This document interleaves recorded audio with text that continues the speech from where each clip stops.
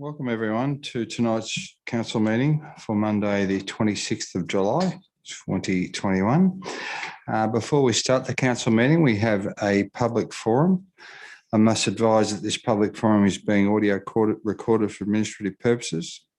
By speaking at the public forum, you agree to being recorded. Please ensure that if and when you are speaking at this public forum that you're respectful to other people and use appropriate language. Albury City accepts no liability for any defamatory or offensive remarks or gestures made during the course of this public forum. The public forum will be held in accordance with our code of meeting practice. The speaker must be respectful and must limit the presentation to the specific issue in the business paper, and they have 5 minutes to speak. Councillors may take the opportunity at the end of their presentation to ask questions, so remain at the dais. And okay, we can start with PF2, where the speaker is Miss Mary Callaway. Item 13.2, the Cultural Precinct Master Plan, the results of public exhibition, and the position is support council recommendation. Thank you, Mrs. Callaway.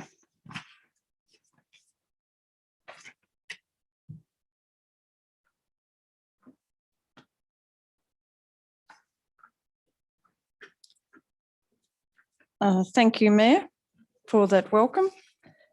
I would like to endorse an acknowledgement of the Wiradjuri and First Nations people upon whom we meet and their leaders past, present and emerging. This presentation is in support of that aspect of the cultural plan that supports the acknowledgement of our First Nations heritage. That's mine and the people to whom I've given acknowledgement, and the future people of Albury. Our current cultural QE2, if I may use that phrase, does not formally, obviously acknowledge the history of our First Nations people here, and in effect, the leadership that they've given so that we can enjoy the gift that is part of our joint heritage now. Just to, I am not First Nations heritage, at least that I know of, and I have a high respect for First Nations people, both here, overseas, and all the ones that I have met anywhere. They have a commitment to the land. This is my spiritual and chosen home here, and I have a commitment to the area. I want to leave it in a better place, with a better place than when I came. And to me, that includes due acknowledgement to our First Nations people. I have already done some work in this effort within the city of Albury with a couple of positive projects at Wonga Wetlands, and they are beautifully sited in a beautiful area of respect. But it's not obvious in the city, the central city meeting place, which is the QE2. And that's why I want to endorse an acknowledgement both in place, in what would I call it? An acknowledgement of the heritage, but also an acknowledgement that is given due architectural, artistic, other merit as they so desire and so choose, to acknowledge their contribution. And as well as that, when I look at QE2 Square, it is a beautiful green space, but I believe we need to give due recognition to our environmental heritage of this land in this space, as well as our more modern heritage, which is the post, or shall I phrase it loosely, the European heritage of the area, to which we have done justice, but I believe we need to do justice for our First Nations people as well. Part of that is I don't believe I'm in a position, certainly no artistic position, to design some sort of recognition that will stand the centuries to come. I don't believe I have the heritage knowledge to do so as well, but I am quite happy to work with people of First Nations heritage to get something acknowledged in there. Now, the draft plan did have a, shall I phrase it, a water feature, which seems to fit our geography and other aspects. And if they believe that a water feature is the best way to acknowledge their heritage to everybody in Albury, our visitors and our futures, that I would be happy with that. And I'm happy to work with whoever and however the council determines to move ahead with this project. I will be extremely disappointed if they don't, but that won't stop me trying to get something. The other aspect which I believe is important is I'm aware, when I've worked with council on other projects, that it's if you like, a three-way partnership. It's the people for whom it is due to acknowledge. It is the City Council as it sees its future, and it is anybody else who has an interest. Now, that's where I see most of where I can contribute. And the other two projects I've been involved with, I have had a philanthropic role in there. So I'm happy to do that because, as I said, I want to leave this place with a better cultural heritage and a more encompassing cultural heritage in obvious ways that we now currently have. And I'm not casting any blame against our prior leaders because they were leading in the best way they could at that time. But I believe we have more knowledge, more understanding, and we need to acknowledge and respect all of that. So I think, broadly speaking, this is where I'm coming from, and this is why I would thoroughly endorse that and why I've put myself out in front to come tonight. It's not what I normally do, but I have done it because I believe it's a very important acknowledgement that council must do. So I think that encompasses. I have provided to Terence today a list of my correspondence on this topic, and I believe you've got that with you. And I will now see if anybody wants to ask me questions. Thank you very much, Ms Callaway. Councillor Thurley, question? Thank you. First of all, a comment. I really do note your involvement with the Tiddalik project down at Wonga Wetlands, and recently at the Murray-Darling conference in Wentworth, some Indigenous speaker mentioned Tiddalik. He was not aware of what we have here. So we certainly, with Tiddalik and the Wagira Trail and sculptures, yes, we have something very special to the city. But as you rightly pointed out, it's not in the middle of the city. So I guess what you're suggesting and just is that we, in developing this cultural precinct master plan and going forward, we need to sit with Indigenous leaders and work out how we can best represent them in the CBD.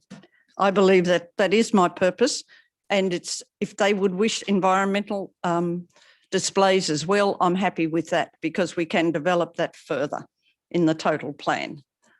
Because we do have a really good flora, flora. I think we will limit it to. We can, that's what we can obviously display in the QE2.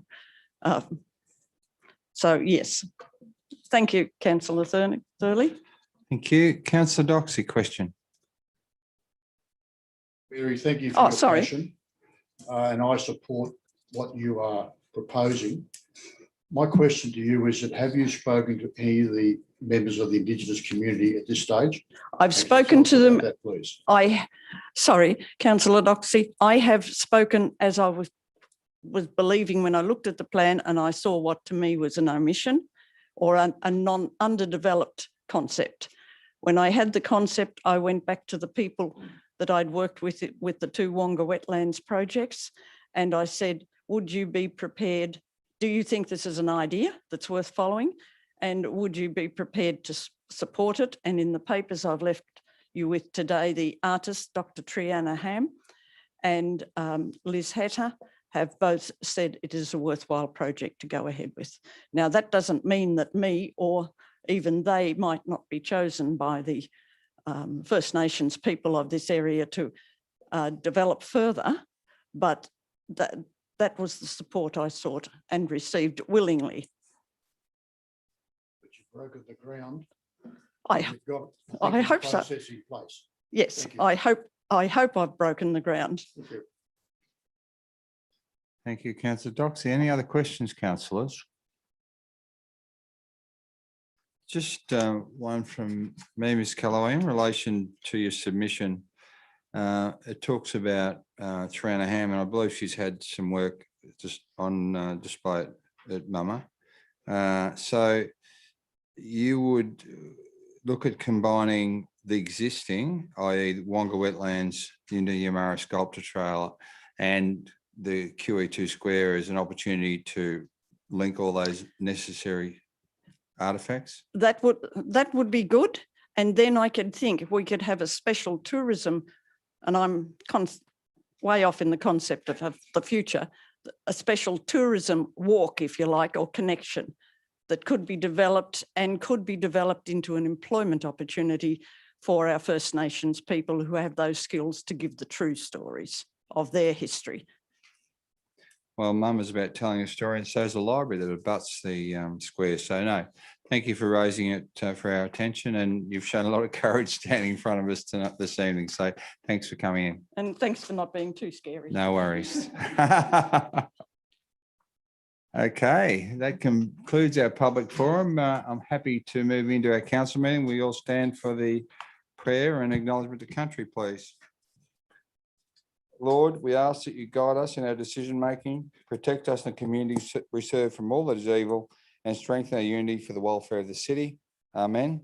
I would like to acknowledge the Wiradjuri people as traditional custodians of the land that we meet upon today, and pay my respects to the elders past, present and future, for they hold the memories, culture, tradition and hopes of Aboriginal and Torres Strait Islander people that contribute to our community. Thank you.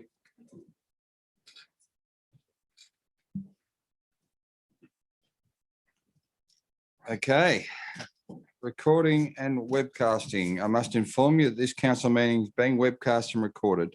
By speaking at the council meeting, you agree to being recorded and webcast. Please ensure that if and when you are speaking at this council meeting, that you are respectful to other people and use appropriate language. Albury City accepts no liability for any defamatory or offensive remarks or gestures made during the course of this council meeting.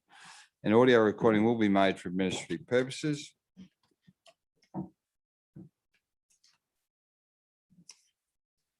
Conflict of interest declaration. I've not been made aware of any conflict of interest declarations. Mr. Zachnich. Thank you, Mr. Mayor. This advice to the council meeting relates to disclosures of political donations and the requirements of the Environmental Planning and Assessment Act.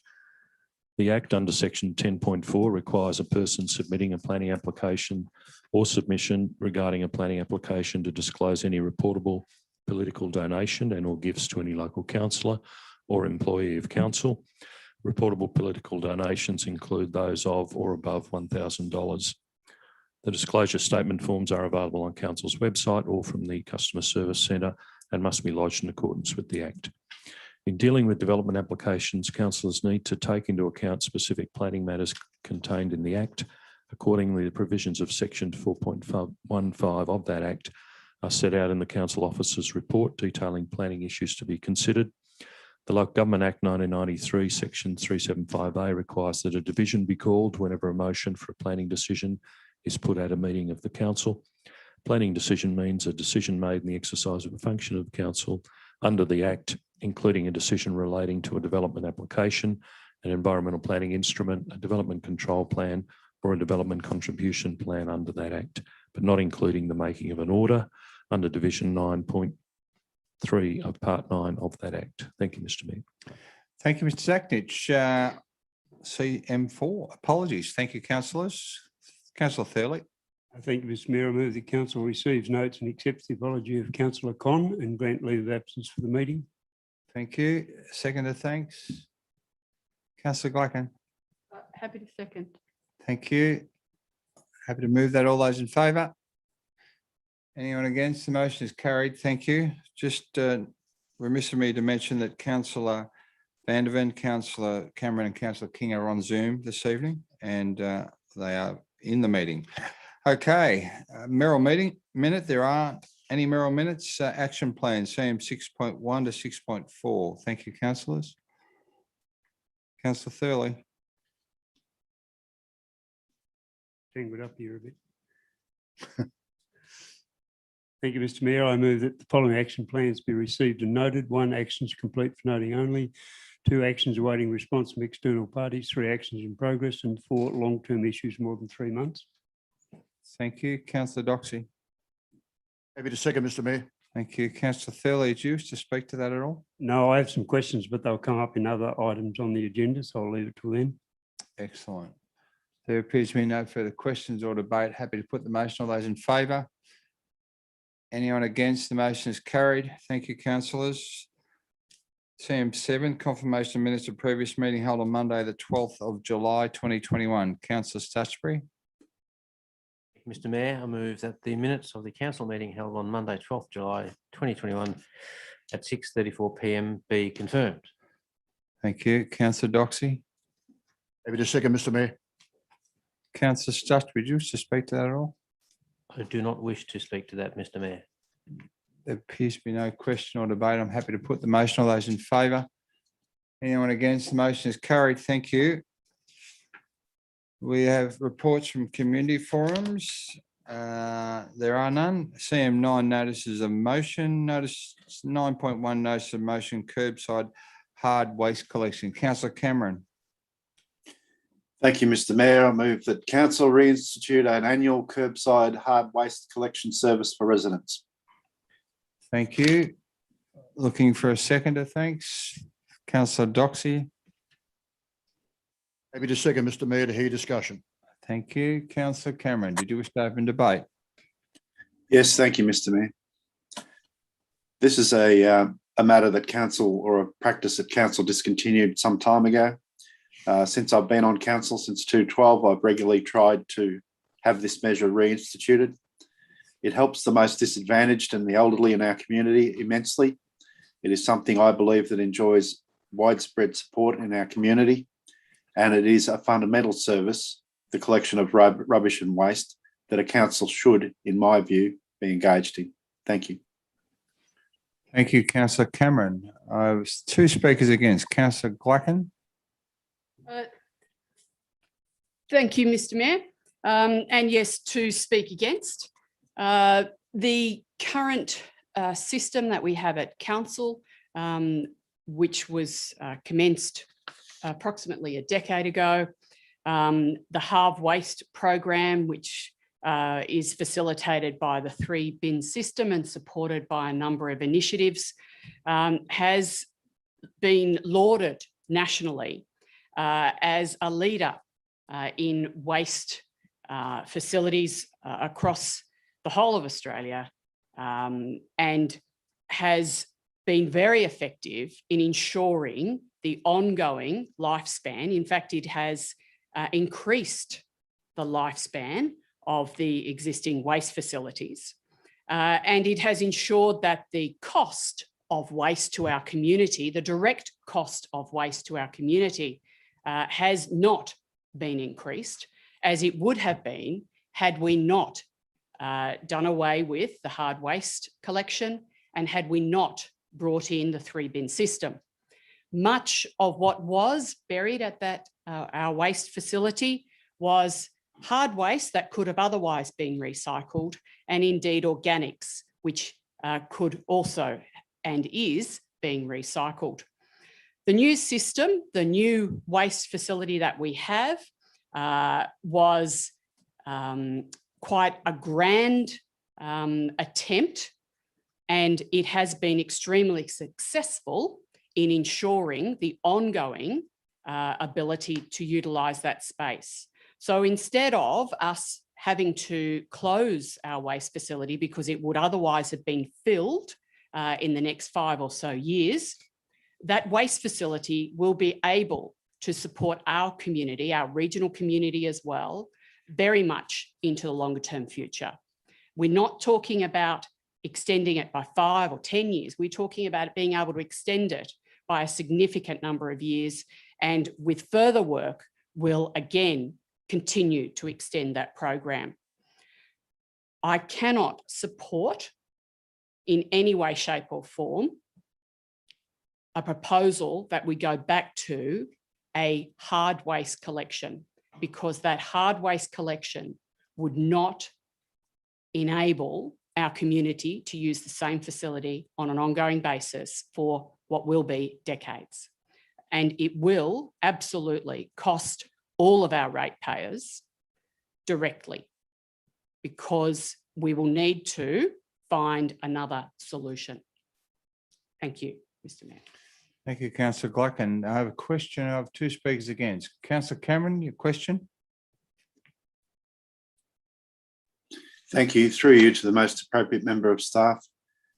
Councillor Glucken, in her comments opposing the motion, indicated that we would have had to have closed our recycling or our waste receivable facility in the next 5 years if we had had a hard waste collection service. Can someone, either you, Mr. Mayor, or one of the staff, provide me with some insight into the veracity of that claim? Yes, Mr. Millett, can you assist Councillor Cameron? Thanks. Thank you for the question, and through you, Mr. Chair. Just to clarify that question, did you say hard waste or halve waste in that question? Councillor Cameron? Thank you. Unless my ears deceive me through the vicissitudes of Zoom, I thought Councillor Glucken claimed that had we had a hard waste collection service, then we would have had to close our waste management facility within the next 5 years. But I may be wrong. I think it was hard waste, but anyway, Mr. Millett. So just to answer that question through you, Mr. Mayor, thank you.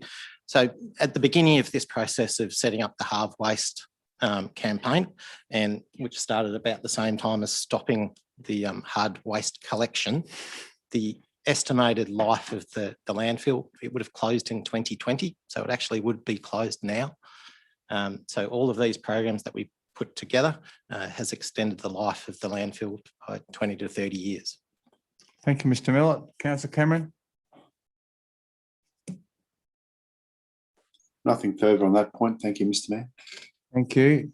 Councillor Vanderman speaking against. There are no speakers for it at this point.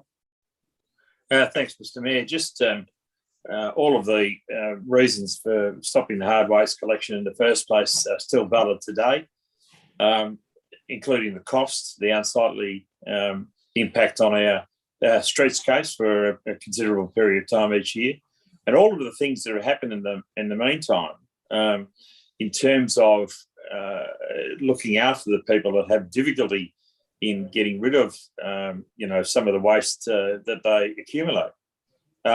All of those issues, I believe, have been resolved satisfactorily. So not only have we saved the community a heap of money in terms of the not having a hard waste collection and keeping the tip open, the current waste facility open, and extending its life by 20 or 30 years. We also have become leaders in the recycling space because of what we've been forced to do. So I can't support this. This is a perennial soapbox effort by Councillor Cameron to get this decision changed by council, and I hope that now and in the future he doesn't succeed, because it would be an absolute retrograde step to have a hard waste collection back in Auburn. Thanks, Mr. Mayor. Thank you, Councillor Vanderman. Another speaker against, but I have a question from Councillor Cameron. Councillor Cameron? Thank you, Mr. Mayor. My question is much the same, through you to the most appropriate member of staff, except that Councillor Vanderman was kind enough to articulate it very clearly that if it was not for the cessation of the hard waste collection, we would have had to close the waste facility. Now, I think that's a false claim, and I'd like any member of staff who's in a position to do so to clearly explain if that's the case. Surely the retention of the hard waste collection on an annual basis would not have caused the facility to fill up. Thank you. Mr. Millett. To you, Mr. Mayor, and thank you for the question. Look, the hard waste collection is basically one element of the hard waste campaign. we need to commend our community on the efforts that they've put in over the last 10 years. So through the efforts of the change of the culture of we can put something out on our nature strip and the problem goes away, we've actually worked as a community to change that to, can we reuse, can we recycle? Do we really need this stuff to start with? So we can now, we have a 53% diversion rate of our waste from landfill. This council's made commitments in the last 12 months to reduce our carbon emissions. The biggest contribution to our carbon emissions is our waste to landfill.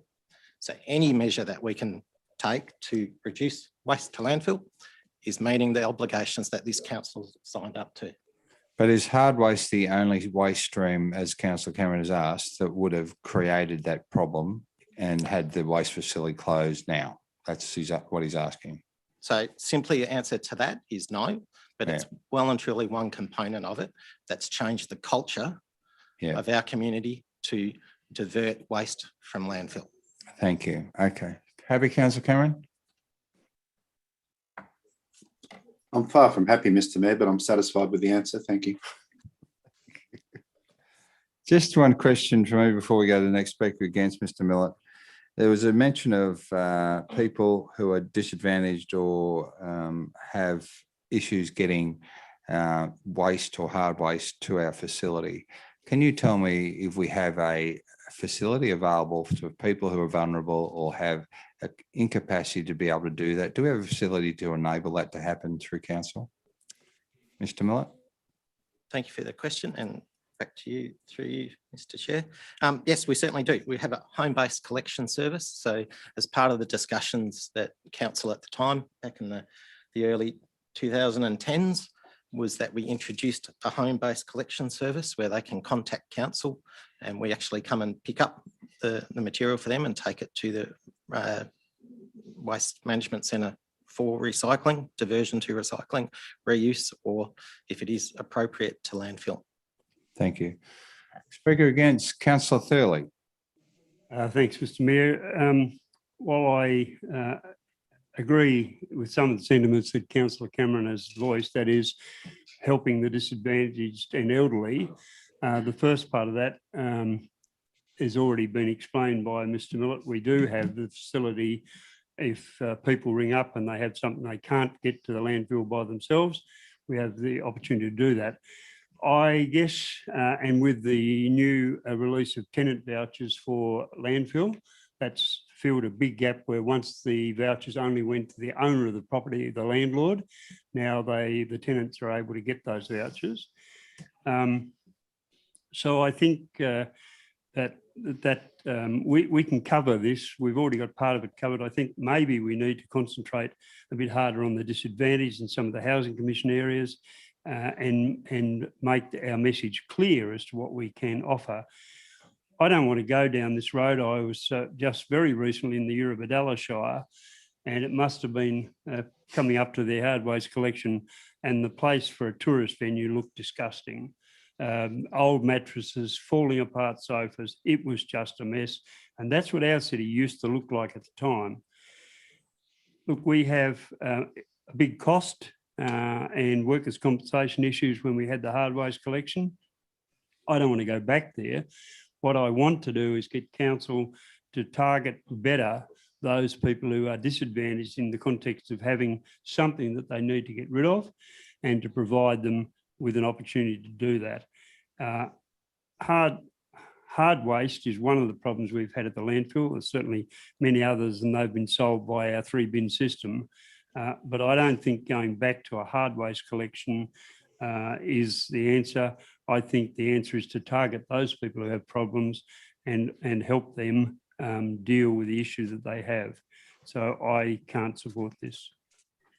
Thank you, Councillor Thurley. I have 2 questions, one from Councillor Doxey and one from Councillor Vanderman. Councillor Doxey, question? Thank you, Mr. Mayor. A couple of questions to a relevant member of staff. Presently, we have 5 councillors using our waste management facility. Are any of those other 4 councillors using the hard waste collection? Mr. Miller?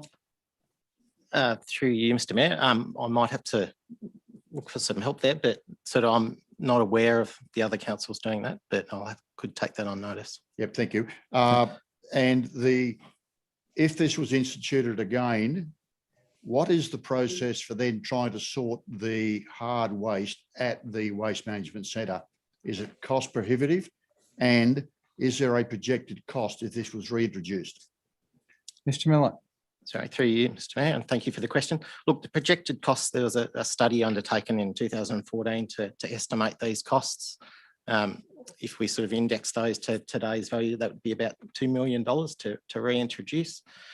The processes to sort the material would be very complex because we've got people just taking material out to the front of their house. They're not necessarily sorting it. They're not necessarily putting it in any sort of organised manner. So you would be looking at trucks going through trying to sort it on the street to take the material in different streams and then take it back to the waste management facility.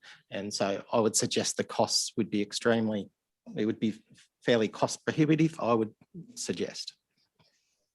Thank you, Councillor Doxey. Councillor Vanderman, did you have a question? Yeah, on the back of Councillor Thurley's comments, just the home-based collection service, that's just not for the disadvantaged, that's for elderly people and anyone else who has struggles to try and get stuff to the tip. They might not have a trailer or they might be disabled or just elderly and can't manage. So just wanted to check that home collection services is available to anybody that meets the criteria of not being able to do it themselves. Mr. Miller. To you, Mr. Chair, and thank you for the question. Yes, that is available to anyone. So mention the Housing Commission tenants. Housing Commission tenants actually have access to the waste vouchers through the Department of Housing as well. So they have full access. There's no one who doesn't. Thank you. Question from Councillor Cameron. Thank you, Mr. Mayor. My question is through you to the CEO. CEO, the staff member responded during the debate to a question previously in which he stated that the cost would be prohibitive. Is it appropriate, in your opinion, as CEO, for staff members to be determining what is prohibitive and what is not in terms of cost for matters of council, like when matters like this are being considered by council? Mr. Zachnich. Thanks for the question through you, Mr. Mayor. I believe Councillor Cameron, the officer was asked for his opinion. He was responding to the question. In terms of the cost of the service, costings to date were extrapolated from those estimates done in 2014 when the matter was last raised. So they're given as indicative costs. Of course, if the matter were to progress to full development of the cost required to reinstate the service, then we'd present those costs to council for further consideration. And that would need to go through a community consultation process as our normal budget process does. If I may, Mr. Mayor. Yes, Councillor Cameron. But you would agree, would you not, CEO, that relative decisions about the value versus cost of projects and items are a prerogative of the elected councillors, not of staff? Mr. Zachnich. That's correct, Mr. Mayor, but that wasn't the question he was asked. Thank you. Any further questions, Councillor Cameron? Not right at this moment. Thanks, Mr. Mayor. Thank you. Any further speakers for or against this item?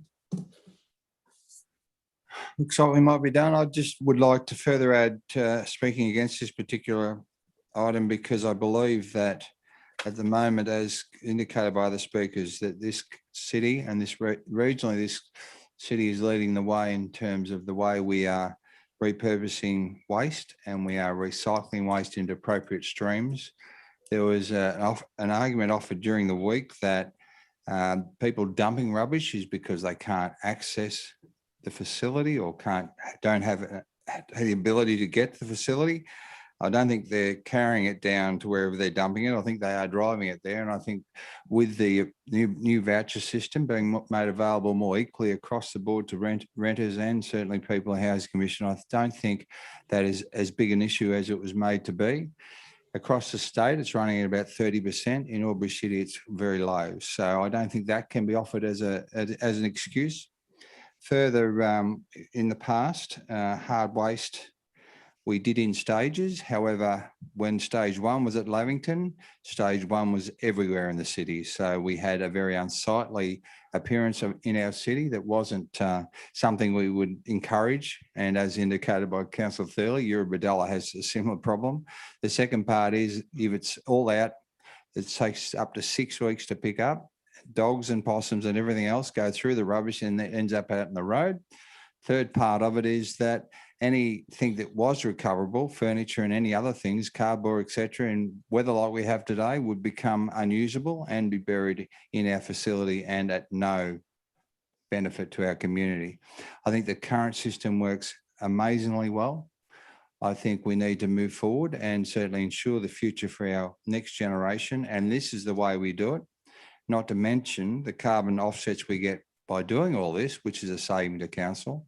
I do note that the CEO's note says that the cost of this service in 2014 was estimated at $1.375 million a year just for the hard waste collection. So I think, as Councillor Cameron has indicated, it is the domain of council to determine what we spend our money on, but I think that in itself speaks volumes for why we shouldn't do it. And I think, again, our community in general have moved on and appreciate what we have done in the 9 years of council with the 3-bin system and every other initiative that currently exists at our Waste Recovery Centre. Councillor Cameron, would you like to close debate? Thank you. I would, thank you. It's been interesting to hear the debate through this and the speaking notes that have been helpfully provided in the form of the CEO's notes. But the 5 years argument that the current facility would have been filled up within 5 years is advanced partially by Councillor Glacken and fully by Councillor Vanderven is simply not true. The hard waste, I believe, it does so much good and is of such benefit to the people of Albury, particularly those from the lower socio-economic end of the spectrum, that it is well worth the sacrifice and the cost. Councillor Glacken said that we had been acclaimed across in every region of Australia for our wonderful removal of the hard waste collection. I would dispute that. I think it's manifestly false. And I would also say that it's an irrelevant point. What is important is if we are acclaimed for our actions by the ratepayers and citizens of Albury who elect us, not elsewhere. Much has been made by several speakers about the claim that it's unsightly. Well, I don't know if my fellow councillors are driving around with their eyes shut around Albury, but take a drive up Pemberton Street, take a drive out through North Albury and Lavington, and you will see on almost every block items on the footpath which are quite unsightly, some of which remain there, a bit like cars in car parks, for weeks and weeks. I think that we need to look after people, and that was, sorry, someone making a noise? Or sorry, it's a little difficult when you're on Zoom, but I'll persist. Councillor Thurley made the statement, and I support him in this, that we should be doing more to look after people from the lower socio-economic end of the spectrum, and I hope I'm not paraphrasing him too much. That's certainly the case. Many people, whether they're elderly or whether they just simply don't have the means, don't have the physical capacity to transport their hard waste to the facility. And this brings me to my other favourite point, which is the myth, and it is a myth, that we have a well-functioning system where people simply ring up and lo and behold, someone materialises and collects our hard waste for them, no problem at all. People are put through an exhaustive and demanding process. They are asked to justify why they need that service. It is demeaning and it is simply wrong that our elderly, that members of our veterans community, that our lower socioeconomic ratepayers and citizens are treated in such a fashion, in such a discriminatory fashion. People should be able to live with dignity. One of the elements of living with dignity is being able to have your rubbish taken away. It is a fundamental core business of council to provide that service. Before we look into reconstructing convention centres, before we rebuild facilities of sporting natures, before we build museums and art galleries, we should be making sure that we are catering to the fundamental needs of our ratepayers that they have the right to expect from us. This is democracy. Democracy is reflecting the will of the people, not imposing some sort of ideological top-down solution to get into line with current trends and thinking in some intellectually based conservation-dominated sphere. Those of you who don't want to support this motion, it is your perfect right not to. But those of you who are standing for council again can certainly expect to have to explain yourself to the people of Albury. Thank you. Thank you, Councillor Cameron. On that note, I'm happy to put the motion. All those in favour of the motion? Those against? The motion is lost. Councillor Cameron, your next motion, 9.2.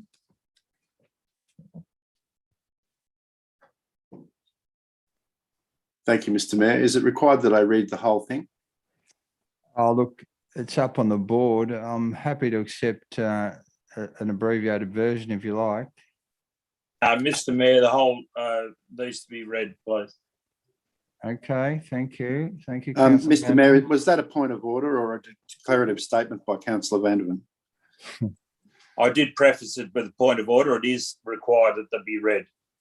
Thank you, Councillor Cameron. If you'd like, you can start. And well, we'll I'd like review to. in half an hour.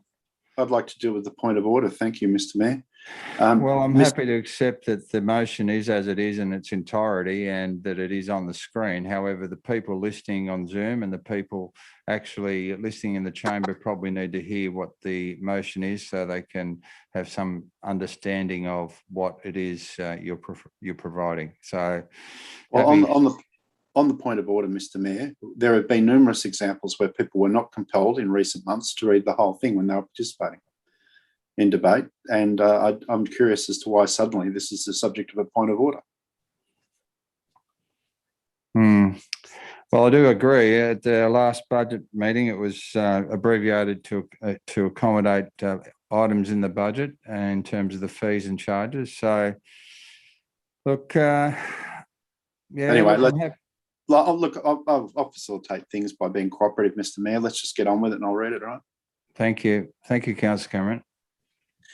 Okay, notice of motion, ban on developers and real estate agents standing for council. Councillor Cameron moved that. Council A writes to the Premier of New South Wales and the Minister for Local Government and requests that they call on the New South Wales Government to genuinely ban developers and real estate agents and their relatives and close associates from serving as councillors by closing the existing loopholes in the legislation which are currently used by local councillors to avoid being defined as a developer and or a real estate agent. B, calls on the Premier of New South Wales, the Minister for Local Government in the New South Wales Government to commit to amending all relevant legislation to ensure that broader and more inclusive activities are included in the definition of developer and or real estate agent, such as, but not limited to, Roman numeral I, or Roman numeral 1, investors who fund the planning proposal and or development of or developer, Roman numeral 2, landholders who contribute property sites for planning and development applications, Roman numeral 3, persons, trust companies who hold options on land which they can trade once land value increases due to planning decisions,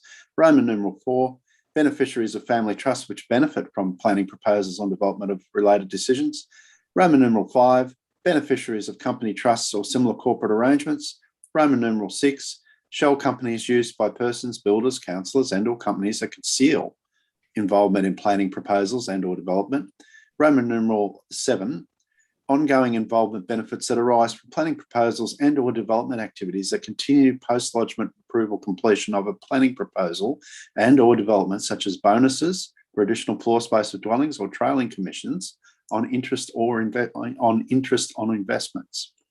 Roman numeral 8, other similar arrangements which can conceal a person or councillor's involvement to avoid meeting the current definition of developer or real estate agent, and Roman numeral 9, relatives and close associates of the examples provided.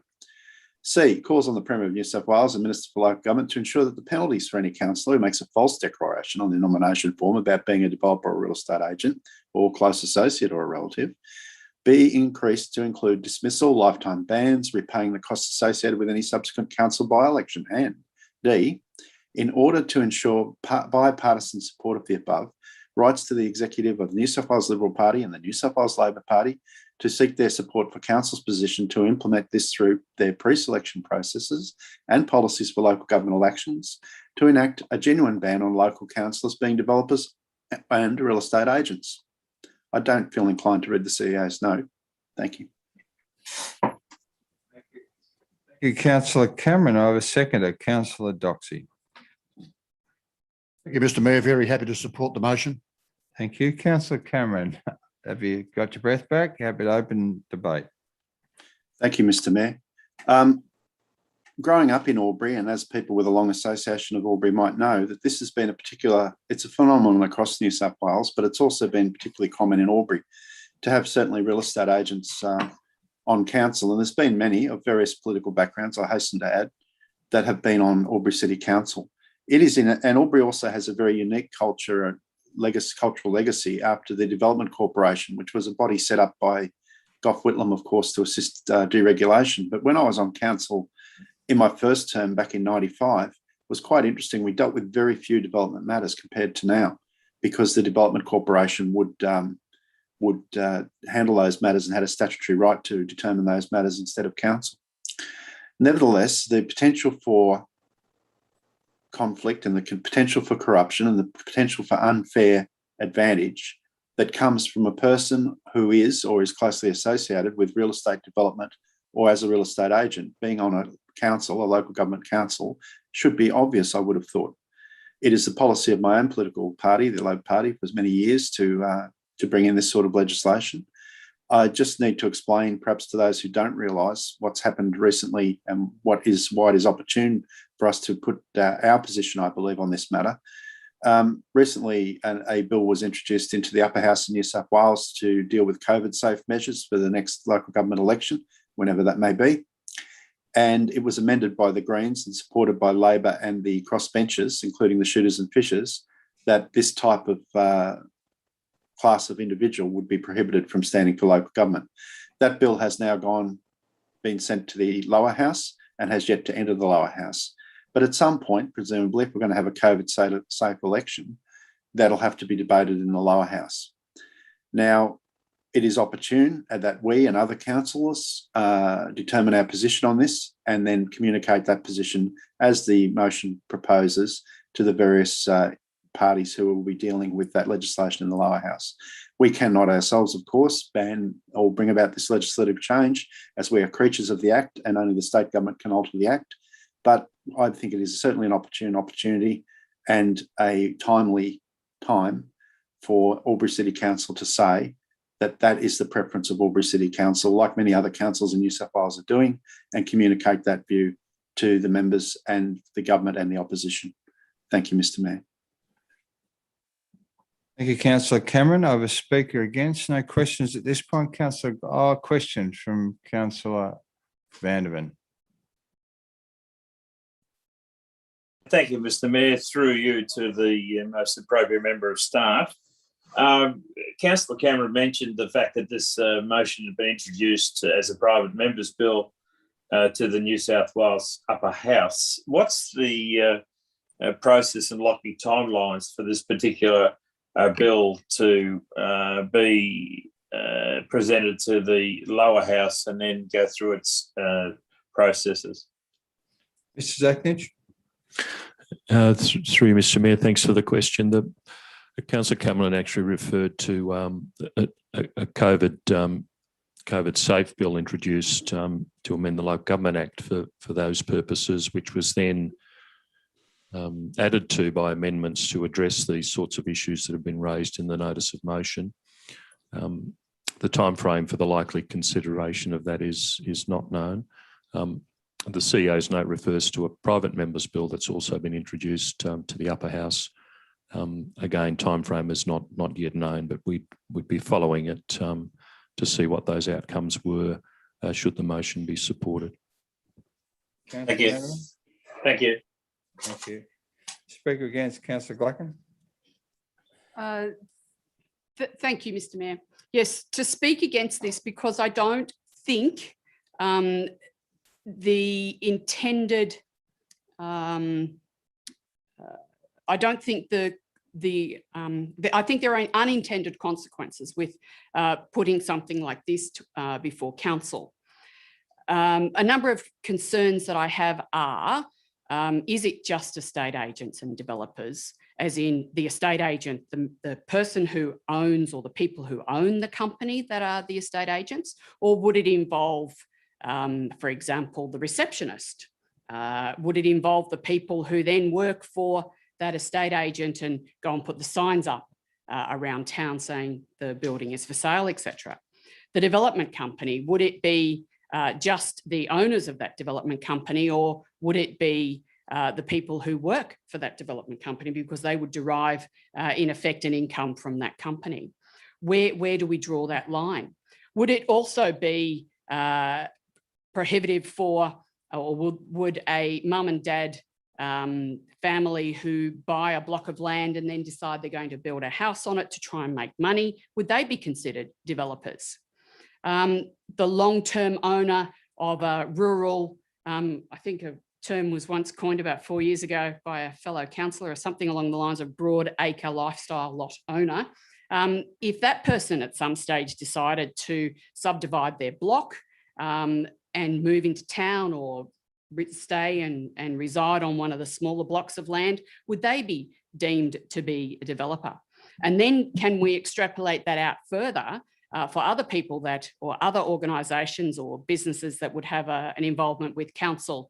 For example, an engineer, or an engineer who might contract to council, an earth moving company, would they be able to, the owner of that company, would they be able to stand or nominate for council? What about someone who had a traffic control business?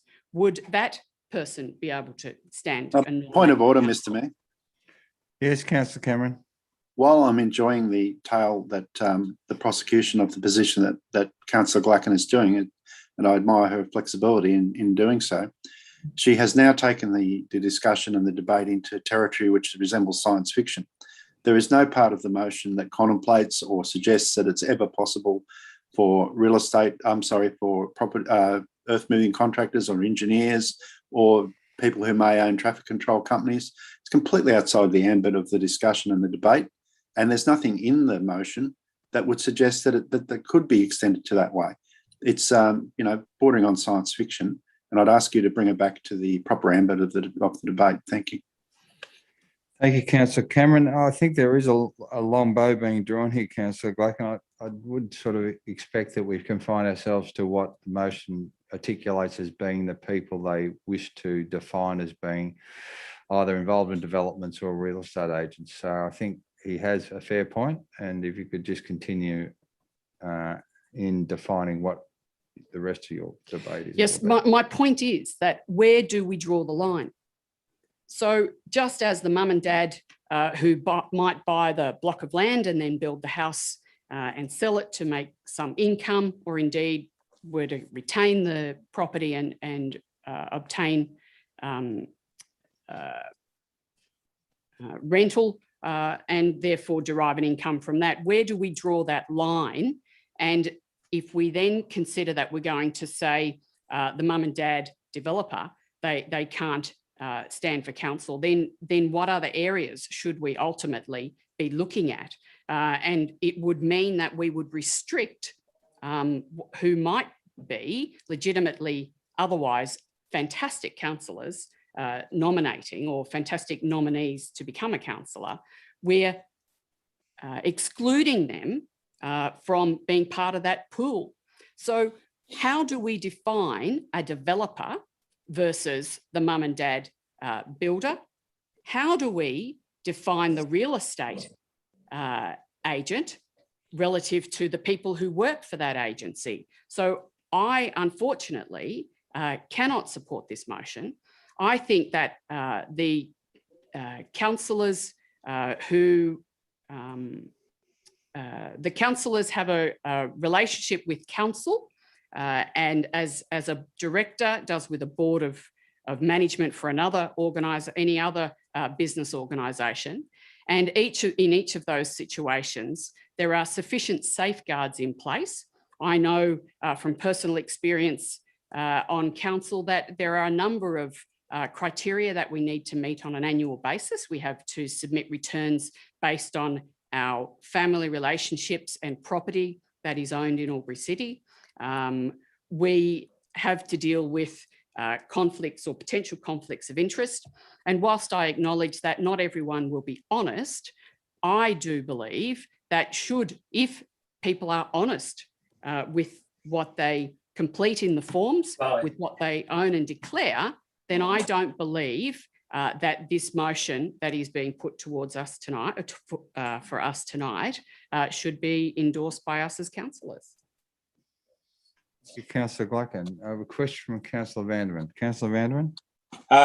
Look, just on that earlier point of order, Mr. Mayor, the item B, or the third line of item B in the motion says that broader and more inclusive activities are included in the definition of developer and or real estate agents, such as, but not limited to.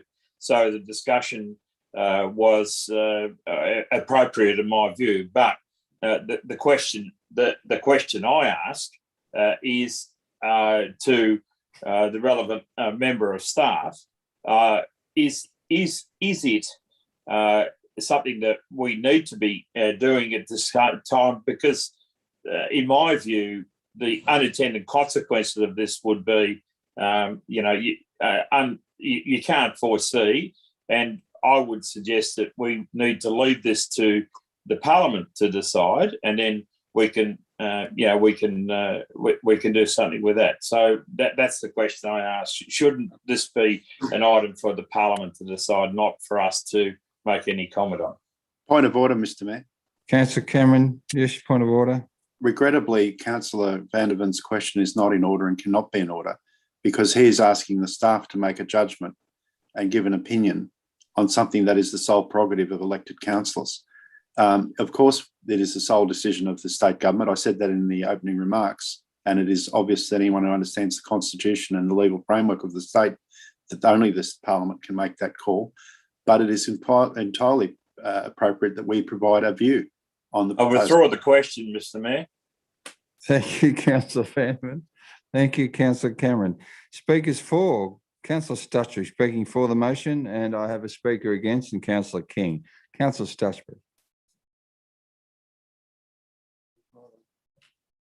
There you go. Thank you, Mr. Mayor. There really was no need for Councillor Gluckin to go into exhaustive detail about the unlimited number of people who could be caught up in this proposal. She didn't mention the Point of order, Mr. Mayor. Okay, all right, I'll move along. And moving along, Councillor Cameron, what was your point of order, Councillor Vanderman?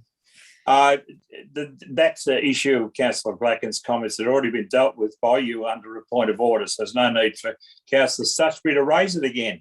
He has withdrawn his raising of that issue, Councillor Vanderman. Councillor Stutchbury, can you continue?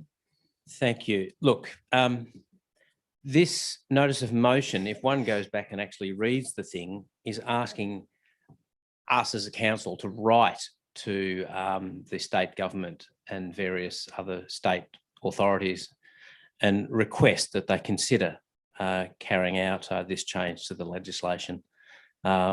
This notice of motion is not asking us to decide who can or can't run for council. It's just asking this council to write to the New South Wales state government and a few other people and ask them to consider amending the legislation.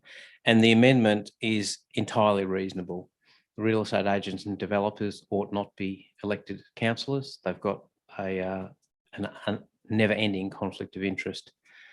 So this is in fact a very reasonable notice of motion, which is just asking us as a council to write to the state government and promoting their present desire to carry out pretty much the same task that's in this notice of motion. So I commend it to you all. Thank you. Councillor King speaking against. You've got to turn your vote. That's it. Turn it on. Sorry about that, everyone. Look, I think this motion is actually demonising some legitimate occupations. I mean, Albury has some fantastic real estate agents and some fantastic developers. If we didn't have those developers in the city, we wouldn't have the globe revitalisation. We wouldn't have all our estates to fill all the people coming into town. These people put their money where their mouth is. They take risks. And without going on like Councillor Glacken into the multitude of occupations that could be excluded, I will condense it to say, if you do this, you could probably say that any occupation that deals with council, car dealers that sell cars to the council, town planners, anything could be excluded because of a perceived conflict of interest. And there are relevant and quite stringent measures in place to ensure that people do the right thing. Certainly in this council, there'd be a couple here that would more than gladly tip the bucket on anyone who was doing the wrong thing. So I think we've got our own standards in place, and I just think it's demonising some very legitimate occupations. Thank you. Thank you, Councillor King. Councillor Fairley, speaking for. Thank you, Mr. Mayor. I support it in principle. All we're doing is asking the state government and the other parties in New South Wales to tighten up what at times has been a fairly lax structure. Councillor Cameron might have read a few local papers recently. We've heard about people who own land subject to coal mine development applications, or people who own land near airports. All this is asking is we tighten this stuff up so that we do not have this sort of activity. I mean, Councillor Cameron, as a member of the Labor Party, might have felt that in some cases, a couple of very high-profile ones over the weekend which came out were members of that party. We need to tighten this up. I don't think it's demonising anyone. On the nomination form to stand for council, you have to declare that you are not a developer or a close associate of any developer. That's standard practice. I think that Councillor Cameron's motion, I think it's a bit of an overkill, but it nevertheless is asking for clarity and for government to tighten it up and make it clear to everyone what is and what is not allowed. We don't have to draw the line. It's the New South Wales government who has to draw the line. I'll leave it to them. Thank you, Councillor Thurley. I'm missing the T-shirts. Councillor Vandervan, you're speaking against. Yeah, I'm sorry about the T-shirts. I've got a continual question mark T-shirt on. But I don't have a significant wardrobe that I had available to me last week. The issue for me is that we keep hearing, I heard from Councillor Sashbury and from Councillor Thurley that all we're asking for is, we're going to write to the Premier. No, the motion, Part B, calls for the Premier of New South Wales, the Minister for Local Government and New South Wales Government to commit to amending. Item C calls for the Premier and the Premier of New South Wales, the Minister for Local Government, to ensure that the penalties. So we're not asking them, we're not writing to them, we're asking them to actually, it's a call to action for the Parliament. And I don't particularly have an issue here it's one of those things that I think there are enough, as Councillor King rightly said, there's enough checks and balances in our system to make sure that people that do have a conflict of interest in a particular issue declare that conflict. And I think that that's where we need to have confidence in the system that can continue to happen.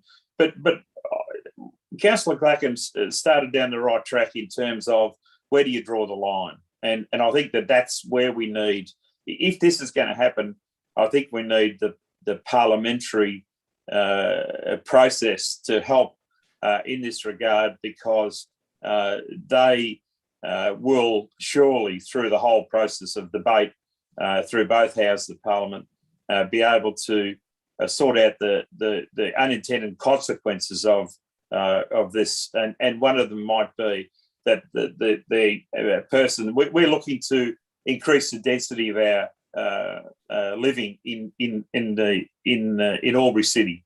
So every person that's got a 1,000 square metre block might go and do a Torrens title subdivision. Are they going to be classed as developers? So that these are the things that are the unintended consequences of proposals such as this that need to be really sorted out through that robust parliamentary process, debate, upper house, lower house, amendments, etc., and sorted out that way, not with this emotion of this nature that's ad hoc and politically opportunism at its very worst. Thanks, Mr. Mayor. Thank you, Councillor Vanderman. Speaker 4, Councillor Doxey.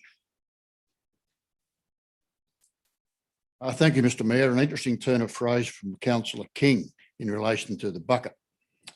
Let's move on. This will be ultimately decided in Parliament, but I support the motion. It may be long-winded, but I think there is a warning in there for those intending to nominate for council. But the warning goes further. It also means those councillors that are likely to leave council should be careful of what they do in relation to their future after council. Thank you, Mr. Mayor. Thank you, Councillor Doxey. Okay, no further debate or question. I'm happy for Councillor Cameron to close debate. Councillor Cameron. Thank you, Mr. Mayor. Much has been made of unintended consequences in this, and I think, you know, if people who are strangers to this debate or people who aren't involved with council and council funding could be forgiven for not understanding something that councillors must or should understand. There has been for many years now very strict funding laws that prohibit developers and close associates of developers from funding or donating to political campaigns. It's not a complicated matter at all. And I'll just quickly read the definition of property developer in that funding legislation. A property developer is an individual corporation that carries on a business mainly concerned with the residential or commercial development of land, where the ultimate purpose of its sale or lease of land for profit, and in the course of that business, one relevant planning application has been made on behalf of the individual corporation that is pending, or 3 or more relevant planning applications have been made on behalf of the individual corporation and determined within the preceding 7 years. A person who is a close associate of a property developer is also a prohibited donor. Now, the definition of real estate agent, and, you know, fantastic claims that this could balloon out to car salesmen or engineers or earth moving contractors, or indeed the receptionist who works for the real estate agent. I mean, a real estate agent is a licensed profession. It is like being an electrician or other people who occupy a position of responsibility. And yes, many of them, and most of them, I would say, are people of very good character, and they need to be ethical in order to do the work that they do and be trusted by the community that deal with them. And they are licensed to help promote that. But the definition of who is a real estate agent is manifestly obvious. It's those who are licensed to be real estate agents and not their receptionists. And all these arguments are just straw man arguments to try and cloud up the facts of this matter. Property developers, as I mentioned, are clearly articulated in other legislation, and it's a simple matter now, should the Parliament of New South Wales choose to do so, to work out the finer detail around this. And I, for one, sincerely hope they do. And it is entirely appropriate that this council make known its intentions. Now, I said earlier, and I meant it, that Albury has a long association with real estate dealings and people who are dealing in real estate and development being on council, more so than other communities. And perhaps that's just a coincidence, or perhaps it's a function of the Development Corporation and the times that it went. But anybody who's been involved in local government for any period of time must surely know that there are encouragements and donations regularly given to candidates and perhaps to existing councillors, which they must disclose, from those sort of people. Even though it is prohibited, there are ways and means for those organisations to show favour to certain councillors and candidates who are pro that line of business that they're in. That's something that needs to be discouraged. It's something that needs to be regulated. And I think that it will be very instructive for the people of Albury to take the time to examine in the election coming up after and during the election coming up on the 4th of December this year, to have a look at the disclosures of all the groups and all the money and the sources of that money and where it comes from. And as we saw recently in an incident in Strathfield in Sydney. So no one I've heard tonight on its face has said that this is a bad idea. Everybody seems to be agreeing that on its face, real estate agents and perhaps developers and real estate agents should not be the sort of people who can sit on council and be privy to the deliberations and the long-term strategic land use considerations right out until 2030 and even beyond that council must by legislation deal in. Because that's the real problem here, that councils are required by legislation to deal with long-term decisions about the future of real estate and development by their very nature. It's a legislative requirement that we must engage in. So on its face, I think everyone agrees, unless I'm mischaracterising what people have said, that these sort of people should not be in a position where they're privy to that information. However, the arguments against this have bogged down in detail and some quite really fantastic assertions that have nothing to do with what this motion is really about. This motion in its essence, is to make clear to the New South Wales government and opposition that what the position of Albury City Council is, and that's a legitimate role for Albury City Council. It's a legitimate thing for its councillors to be engaged in, and I urge you to support the motion. Thank you. Thank you, Councillor Cameron. Happy to put the motion. Those in favour of the motion? Those against the motion? The motion is carried. Thank you, Councillor Cameron. Thank you, councillors. Okay, CM11 reports, minutes of committees and working parties. CM11.1 minutes of the Albury Liquor Accord meeting held on Tuesday, the 25th of May, 2021. Thank you, councillors. Councillor Glacken. Thank you. Through you to move the recommendation as motion that council receives, notes and accepts the minutes recommendations of the Albury Liquor Accord meeting held on Tuesday, 25 May 21. Thank you. Councillor Doxey. Happy to second, Mr. Mayor. Thank you. Any further, do you wish to open debate, Councillor Glacken? Thank you. No. There's no further question or debate. Happy to put the motion. All those in favour? Anyone against? The motion is carried. 11.2 minutes of the Sustainability Advisory Committee meeting held on Tuesday, the 1st of June. Councillor Thurley. Thank you, Mr. Mayor. I move the council receives, notes and accepts the minutes and recommendations of the Sustainability Advisory Committee meeting held on Tuesday, the 1st of June, 2021. Councillor Vanderman. Happy to second, Mr. Mayor. Thank you. Councillor Thurley, did you wish to speak to that? I would just make one comment. We did have a presentation from Sam Nidra and another party whose name I have forgotten, relating to threatened species and some really positive signs about squirrel gliders in the Albury wider area. Thank you. Thank you. Any further questions or debate? No. Happy to put the motion. All those in favour? Anyone against? The motion is carried. CM12 documents for sealing 12.1. Councillor Glacken. Thank you.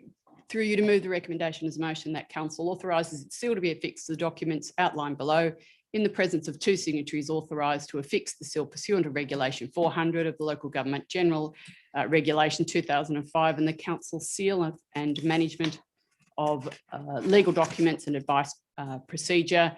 A, Albury City Licence to SSNA Albury Wodonga Volleyball Association Incorporated, commencing 1 September 2021 for 5 years, file number 16/01233, and B, Albury City Licence to Lavington Tennis Club Incorporated, 5-year licence commencing 1 July 2021 at 450 Urana Road, Lavington, file number 09/01779. Thank you. Thank you. Councillor Stutchbury. Second that, Mr. Mayor. Thank you. Councillor Glacken, did you wish to speak to that? Thank you. No. There'll be no question or debate. Hang on, Councillor Vanderman, you voting or you wish to speak?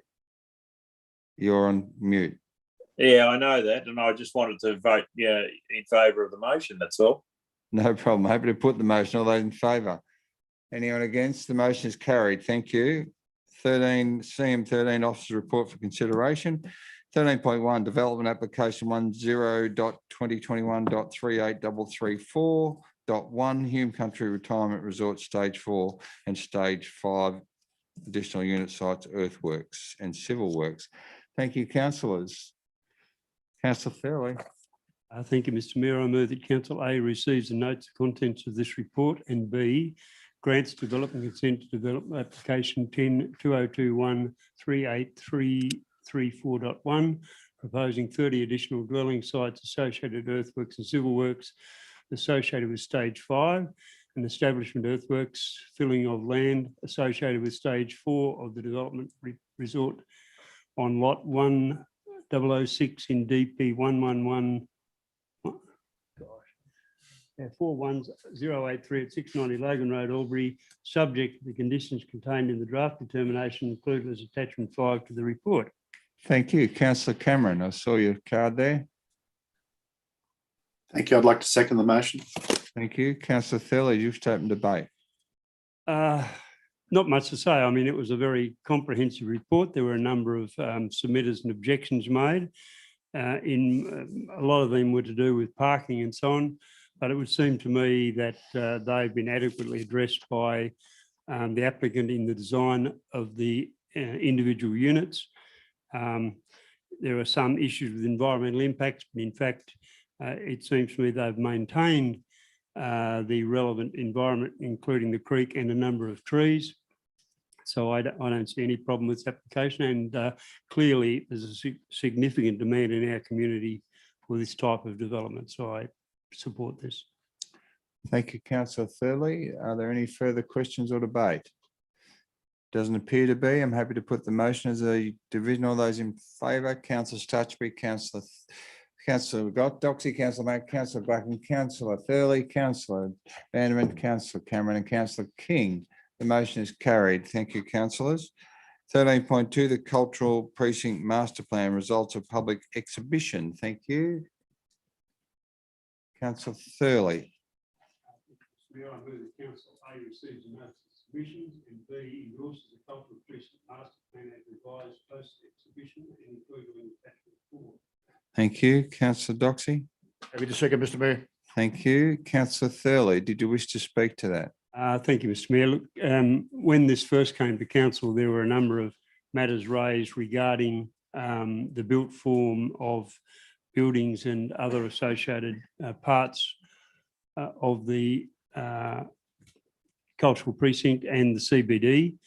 And I think that this is an ongoing living document. This is not something that's just set in concrete when we vote tonight. I still think there's quite a lot of work will need to be done. Our staff have acknowledged that. For example, we have a number of buildings around the area which are in private ownership, and therefore we have no control of what happens to them, but they will form a significant, they are a significant part of the CBD and the cultural precinct, so that we will need to continue to work with the owners of those properties to obtain the best outcome for the city. There has been a lot of debate about what's relevant and what should and shouldn't be included in the QE2 square. I think that we've not got a bad result there at all. I note we had a submission from a man who is a planner himself, Andrew Boyd Barber, a past resident of Albury, and I note that he says in his submission he is a pragmatic supporter of the CBD master plan. I think what he means is that in general, I'm happy with it, but I'd like to continue the ongoing debate and have input as and when particular issues come up. So I think we've got a pretty good start here, and something with our presentation earlier tonight, a hint, a clue that we need to be looking seriously at how we incorporate Wiradjuri into that plan in a more visible way. Thank you. Thank you. Question from Councillor Stutchbury and a speaker for Councillor Blacken. Councillor Stutchbury. Yes, thank you, Mr Mayor. Through you to the CEO, and this relates to the built form. So there are obviously a number of buildings on the perimeter of QE2 Square, some in private hands, as mentioned by Councillor Thurley, but many in public hands, including the police station and the courthouse, etc. My question to the CEO, has he at any stage engaged any of the relevant authorities who own some of those buildings to see if there might be an opportunity to in the future move them elsewhere and use those buildings as part of the QE2 Square. Mr. master plan. Zaknich. Thank you for the question, and through you, Mr. Mayor. Those conversations started at an early stage, Councillor Stutchbury, and as you see in terms of some of the commentary and submission from the Justice and Youth Department, I think it's called these days, to do with the courthouse and the court precinct, for example, the police network. I mean, for a growing regional city, there are future opportunities there. So we've started those conversations, albeit early stages.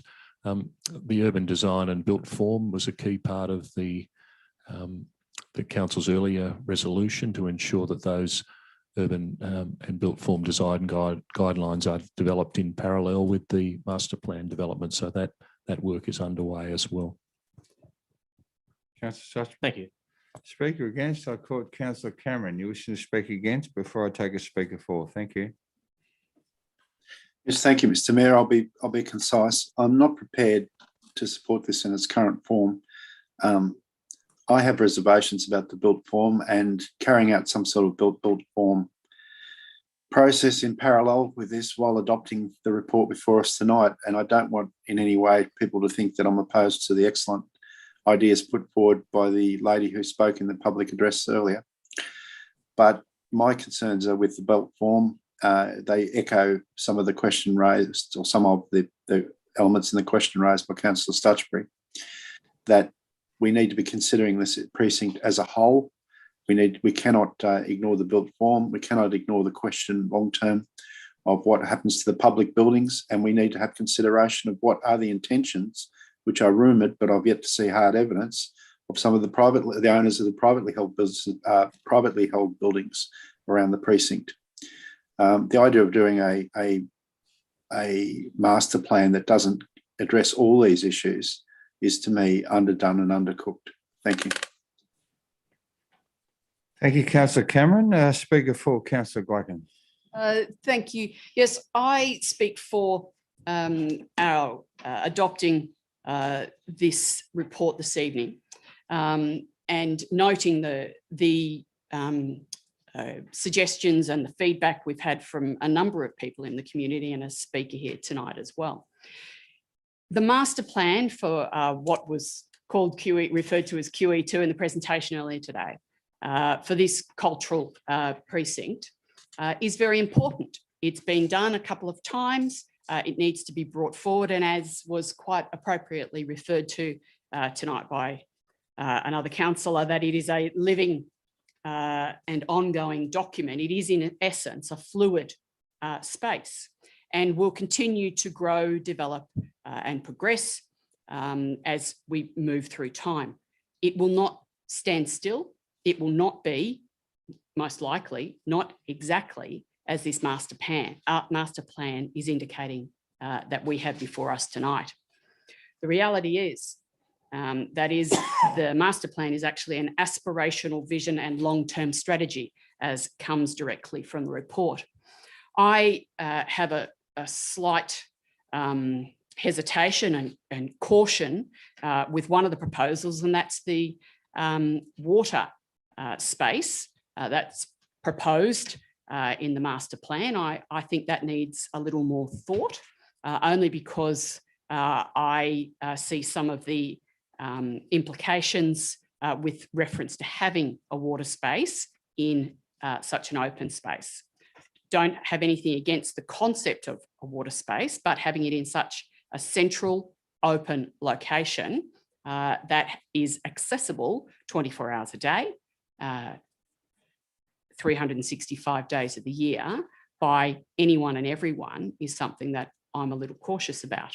However, the very much larger picture of that space is absolutely something that our community has supported on a number of occasions and over a number of years. And so I would like us to be supportive of our community for the vision that they have given to us over a number of years, including from the 2030 document, and no doubt will continue to show and lead us as a community into the 2050 document that we bring forward as well. Thank you, Mr. Mayor. Thank you, Councillor Gluckin. Any other speakers for or against?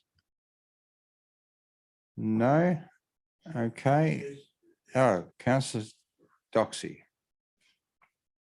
Thank you, Mr. Mayor. I think in the document we're talking about was some suggestion at some later stage of renaming the square.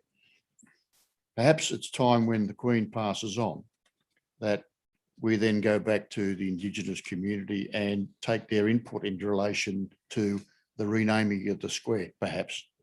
My suggestion only. Thank you, Mr. Mayor. Thank you, Councillor Doxy. Any further speakers for or against? Just upon reflection, given that most have had something to say about this particular plan, I think back in 2012, when some of us were on council, this was actually discussed during that term of council, and a master plan was done then, which really isn't reflected in this new master plan. Since that time, we've had the gallery and certainly the youth cafe, and now we're looking at an upgrade of the Albury Entertainment Centre. It's all about growing as a city and also redefining what is existing and what can be existing for the future. I know Councillor Gluckin mentioned the water feature, but I note in the master plan or the notes from the master plan, the water feature would have a Wiradjuri artistic element integrated into it. There's also talk about relative Indigenous plannings, which would reflect Wiradjuri food and other things that are part of the Indigenous fabric of Albury, but more so in terms of our speaker tonight. I think, again, we need to have a more formalised approach to that and certainly consult with our Indigenous community.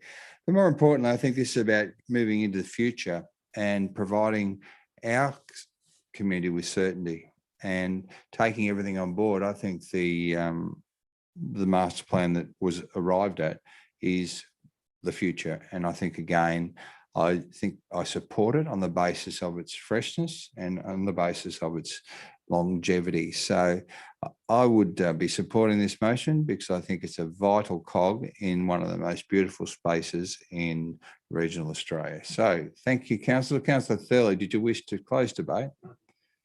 No closing debate. Happy to put the motion. All those in favour? Anyone against? Councillor Cameron, motion is carried. Thank you. Okay, 13.3, the concreting services panel contract number 21/01355. Thank you, Councillor Gluckin. Thank you. Reading from the board, through you to move the recommendation of the motion that council accepts the following tenders, contract number 21/01355, concreting services, council-wide panel contract, estimate at 2 million GST inclusive over 2-year period commencing 1st of August 2021. And the groups are listed Roman numeral wise. Tony Harrison Proprietary Limited, XL Grey Brunei Proprietary Limited, Final Form Contracting Proprietary Limited, Hutchinson Civil Proprietary Limited, and Nalbro Curb Proprietary Limited, if that is the correct pronunciation. Thank you. Councillor Doxy. Happy to second, Mr. Mayor. Thank you. Councillor Gluckin, did you wish to open debate? It is very much an operational issue. It comes to council because of the volume of the expenditure.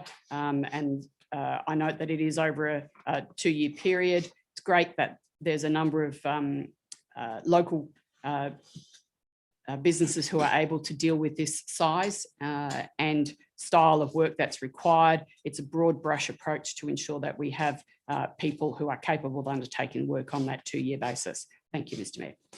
Thank you, Councillor Gluckin. Any other further speakers for or against? No. Just to note that I recall during the service efficiency discussions back in the 2012 to 2016 term, Mr. Zachnich spoke, and I think Mr. Ferris spoke of our ageing concreters and how they were getting to a point of retirement, and that we would look at accessing a panel in our community to provide the services and provide it more economically and certainly more advantageously. So this is just a great way forward. So on that note, I'm happy to put the motion. All those in favour? Anyone against? The motion is carried. Okay, we'll go to CM 13.4, LRCI footpath construction, Union Road, Wright Street and Crawshaw Crescent, contract number 21011224. Thank you. Councillor Vanderman. Thanks, Mr. Mayor. I move the recommendation of the motion that council accepts the tender from Exall Grey Brunei Proprietary Limited for contract number 21/01224, LRCI footpath construction, Union Road, Wright Street and Crawshaw Crescent for the lump sum amount of $582,005.60, including GST. Thank you. Councillor Blacken. Happy to second. Thank you. Councillor Vanderman, do you wish to speak to that? No, Mr. Mayor, thank you. Any speakers or questions? No. Happy to put the motion. All those in favour? Anyone against? The motion is carried. Thank you, councillors. 13.5, Murray Museum Governance Transition. Councillor Thurley. Thank you, Mr. Mayor. I move that Council A endorses the three-phase transition approach, the draft constitution and the model principles of the lease, funding agreement, service agreement, strategic plan and our people transition plan. B, applies to the Minister for Local Government seeking consent under section 358 of the Local Government Act 1993 to participate in the formation of Mama Limited. And if approved, C, endorses the Albury City CEO or their delegate as the initial guardian appointed director, and D, receive a further report in due course presenting the Mama Limited lease, service agreement and draft funding agreement for consideration. Thank you. Councillor Vanderman. Happy to second, Mr. Mayor. Very happy to second. Thank you. Councillor Thurley, do you wish to open debate? Just briefly, we've had a number of reports and presentations to council, including at the pre-briefing last week. And basically, this has followed some suggestions as to how Mama can better function and how it can be a more attractive place for philanthropic investment. There are concerns amongst philanthropists who get concerned that any donation they make becomes Albury City Council's funding. And this clearly delineates between the council and the gallery. We've had a lot of work done over the last year and a half. I've been on the Mama Advisory Board in that time, and I think we've reached a pretty good result. I'd like to see council endorse this motion, and then of course it must go to the minister, and there are a number of other steps, quite a number of steps to come in the next 2 years. Thank you, Councillor Thurley. Speaker for, no speakers against. Councillor Cameron. Thank you, Mr. Mayor. It's well known, and I won't labour the point, that I was uncomfortable with this development originally, and have campaigned against it in the past. Albury City and its ratepayers now own this facility and have this facility. We have to make the best of it. I support this motion because it's an opportunity to try and improve the fiscal drain that the facility causes on our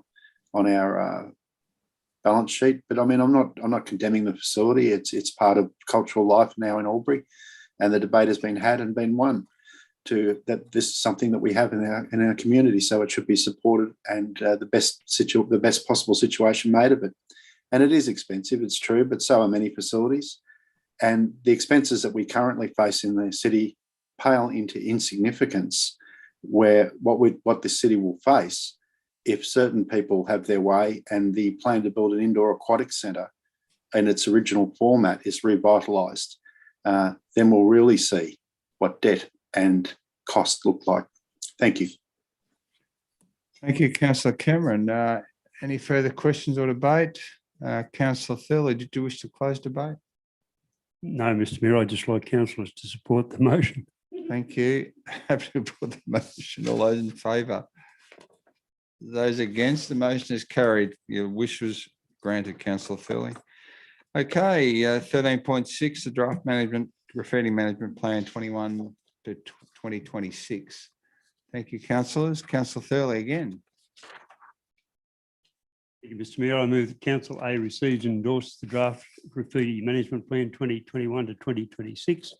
B, places the draft graffiti management plan 2021-2026 on public exhibition for a minimum of 28 days. And C, if no submissions are received through the public exhibition period, adopts the draft graffiti management plan 2021-2026. Thank you. Councillor Doxey. Happy to second, Mr Mayor. Thank you. Councillor Thurley, I've got a question from Councillor King. You happy for me to take it? Councillor King? Okay, it's a relevant member of staff. We engaged a firm called Lightbulb Consulting to bring all this together. Could the relevant member of staff enlighten me the experience that this company has in graffiti cleaning or graffiti management? Ms. Code, thank you. Thank you for the question, and through you, Mr Mayor. Lightbulb Consulting are experts in the engagement space. So we contracted them to meet with the various stakeholders, to meet with PCYC, the Chamber of Commerce, or Wodonga Council, the Traffic Committee and other relevant bodies to get feedback and to get their views on what graffiti management, what graffiti issues, what graffiti solutions from their perspective was. So they were not graffiti experts. We were engaging them to consult with the community and with stakeholders to get the communities and the stakeholders' views. Councillor King? Yeah, further question. Did Lightbulb Consulting consult with any graffiti cleaning management organisations? Ms. Code? Thank you for the question. Through you, Mr Mayor. Lightbulb Consulting did not consult specifically with any graffiti cleaning contractors. We have. Thank you. That's all. I don't need any more. Thank you. Thank you, Ms. Code. Thank you, Councillor King. Councillor Thurley, just open debate. It seems to go back a long time. I got on council in 2012, and I think the first conference I went to was a matter of criminal activity and other things in Melbourne, and graffiti was one of the big issues. I think we've seen a bit of a turnaround, and I note a lot of the feedback. We've seen some turnaround. It's an ongoing battle, I think, in every council, both urban and rural throughout Australia and indeed the world. Once we had a policy that no one could do any graffiti. Now we engage some of our younger members of the community in producing fantastic works of art, and there are many of them around the city. As a council, I think we've done a pretty good job. The difficulty I see is with other agencies and authorities, and everyone in the comments talked about the rail precinct, and there's absolutely no doubt it's a disaster over there. But in general terms, I think the city's getting it right, and we just need to keep on the education campaign and keep working hard to engage young people who've got artistic talent to use it for good purposes, not for stupid tagging and other stuff. Thank you, Councillor Thurley. Any other questions or debate? Okay, happy to put the motion. Hang on, sorry. Councillor King, did you wish to speak for? Is that, yeah, look, what you've got I'm up speaking for, but I would nearly speak against this. Look, this seems a rehash of a report, as Councillor Thurley said, 2010, it's 11 years later, and we've got a consultative committee that consists of 15 external parties, 5 internal people. Not one of them cleans graffiti off walls. Not one of them, that's their core business. It's another talk fest. There's things in this report. We had a listening post. I mean, what the hell's a listening post? Look, really, these meaningless reports go round and round and round. We see them every year. The motion doesn't say that we employed 2 people full-time with a ute and some graffiti cleaning chemicals and a pressure washer, that we send them out every single day to go and clean graffiti off. That's what I don't see here. What I do see is waffle. So the council has just increased their wages bill by millions of dollars. We're getting new people on staff. What I don't see is we got 2 people to work every day to go and clean graffiti off the walls of our city. And all these other stakeholders, such as Transport for New South Wales and the rail organisation, You know, they've got assets, but they're in our city. Now we need to go and clean them off and then send them the bill. That's it. It's simple. It's not difficult. We don't need to talk about it anymore. Employ a couple of people, get a ute, go and clean it off, and let's have a real proactive approach to wanton vandalism. Thank you. Thank you, Councillor King. You're right. I'm a little bit confused whether you're speaking for or against. Question from Councillor Cameron. Through you, Mr. Mayor, to Councillor King. If I could just ask our Councillor King, if he wants to know what a listening post is, he can ask Councillor Doxey. Thank you. Thank you, Councillor Cameron, for elucidating us on that particular issue. Okay, that's closing debate, and there are no further questions. I'm happy to put the motion. All those in favour? Anyone against? The motion is carried. Thank you, councillors. I'm the mover and I'm happy with the motion. Thank you, councillors. The motion is carried. Okay, let's move on. We're on to 13.7, the draft IVA collection policy. Thank you, councillors. Councillor Thurley. Thank you, Mr. Mayor. I move that council endorses the draft IVA collection policy. B, places the draft IVA collection policy on public exhibition for 28 days. And C, if no submissions are received, that the draft IVA collection policy be adopted and placed on the public policy and procedure register. Thank you. Councillor Vanderman. Very happy to second the motion, Mr. Mayor. Thank you. Councillor Thurley, do you wish to open debate over speaker against already, it would appear? Thank you, Mr. Mayor. Look, there is still some discussion about the policy and the the way it's being worded at this stage. But basically, we're putting it back on public exhibition for 28 days and people get the opportunity. My view is, frankly, that we need to broaden the policy. And my main reason for saying this is, at the moment, we have a policy that says that only matters which relate strictly to Albury will be classified or can fall into this collection.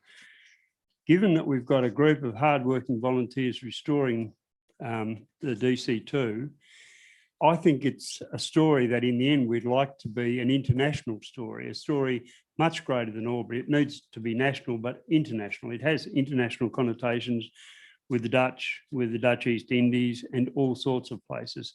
So I would like to see, and I suspect that when we go back out on public display, we will get some submissions again suggesting that we broaden the policy to allow inclusion of items which do not have such a direct connection with Albury, but have a real connection with the whole Mick Robinson's air race and the whole concepts which came around passenger airlines with postal services and so on, and our strong connection of this council and the previous mayor, for example, with the Dutch government and with others. So I endorse what we've got, but I would like to see it broadened to include other opportunities for items to be included into the IVA collection.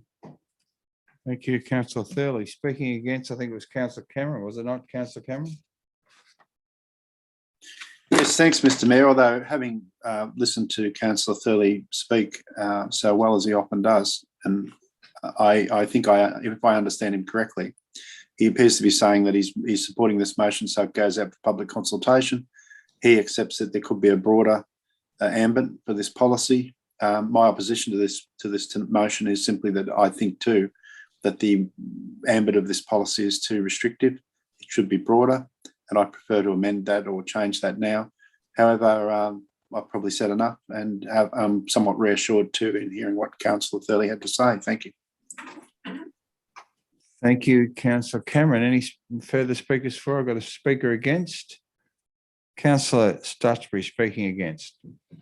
Thank you, Mr. Mayor. I feel a little bit like I don't know whether to speak for or against this draft document. It is too narrow focused. It's too narrowly focused. There are too many exclusions. I'm not at all sure that I'd like to see a collection policy that has exclusions in it. I think that everything should be looked at and judged. I mean, if this policy was applied to the maximum, then you're looking at an aeroplane that crash landed at the Albury Airport in 1934, and you're not quite sure where it came from, and you're not quite sure where it's going to, and it really is narrow focused. It's a bit like, one Sunday night, Councillor Glacken's going to sit down and read about the history of the Battle of Borodino, and she puts on the Tchaikovsky 1812 overture and just reads about the Battle of Borodino, and at the end of that, she'd probably think that Napoleon won the war. This policy is just too narrowly focused. It needs more to it. A single item museums usually fail, and I would have thought that singly focused museum collections would have little interest unless they've got some broader connections to other relevant historical happenings at the time. So yeah, I'm not sure whether I'm for or against this policy. I think Councillor Cameron's right. Now's probably the time to amend it, not after the public comments come in, but perhaps that's what's going to happen anyway. Thank you. Thank you, Councillor Stutchbury. Any further speakers for or against? I just have a question of Ms. Code. In light of the councillor's comments this evening, you're noting those comments, Ms. Code? Thank you for the question through you, Mr. Mayor. We certainly are noting those comments, and thank you for your feedback. And we'll also see what the public exhibition process, what that elicits. Thank you very much, Ms. Code. Okay, there are no further speakers for or against. Councillor Thurley, did you wish to close debate? Okay, happy to put the motion. All those in favour? Those against, the motion is carried. Thank you, councillors. We have the Youth Council report 13.8. Thank you, councillors. Councillor Glacken. Thank you. Through you, to move the recommendation as a motion that council adopts the Youth Council Terms of Reference Code of Ethics and Confidentiality Guidelines and rescinds the Youth Council Constitution and Youth Council Policy, and B, updates the Public Policy Register with the finalised documents. Thank you. Thank you. Seconder, thanks, councillors. Councillor Thurley.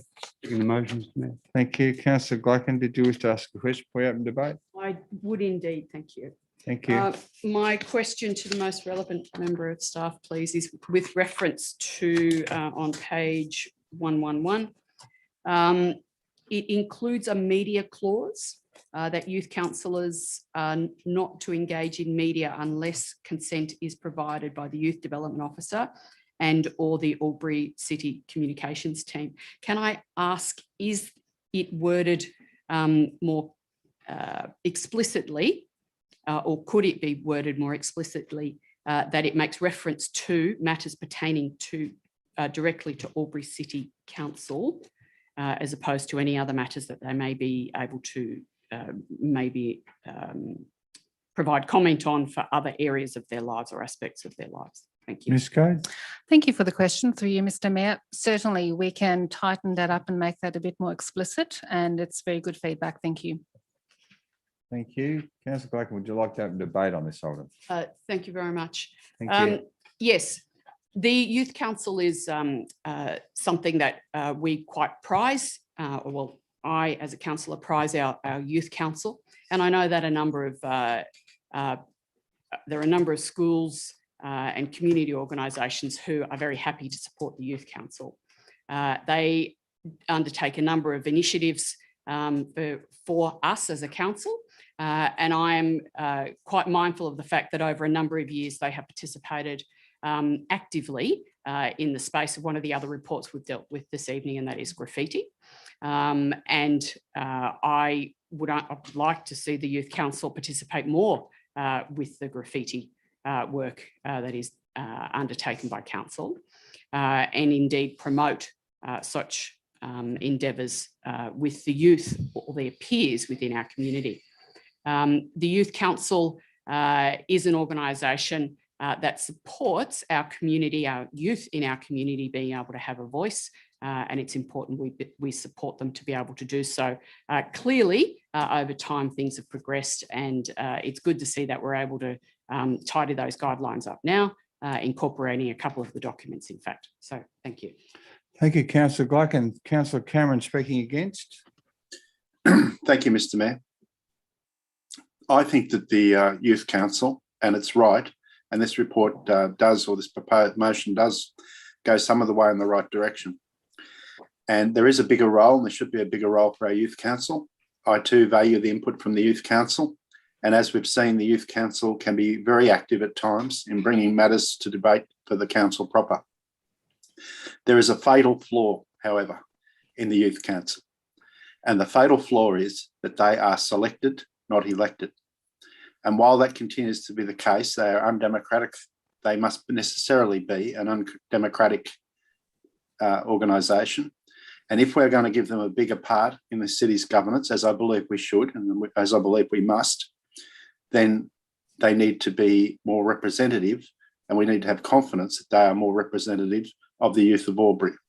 My own proposition would be that we simply, given that school captains and vice captains, by my understanding, are elected by each school, at each school, that we should perhaps consider automatically making the school captains of each of the high schools in Albury put them onto the youth committee. In that way, at least there's guarantee that they have been in some form elected.